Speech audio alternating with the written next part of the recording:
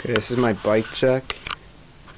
Have a 2006 TK Dayton frame, integrated headset and a Spanish bottom bracket, and I have macneil silencer bars. They have holes punched underneath the grips to save weight. I have primo grips, the Odyssey modulever, and I have the dual cable routing with the Odyssey GTX gyro detangler, going with dual cables down the coffee fly U-brakes. You can see them there.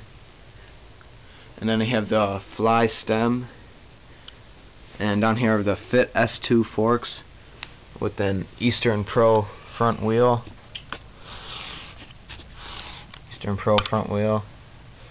And a Odyssey P-Light tire.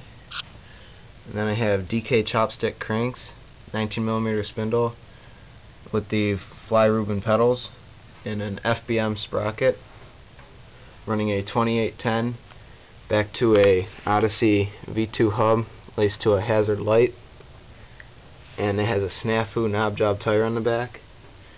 And for my seat, I have a animal wedge seat post with the animal pivotal seat, and that's my bike.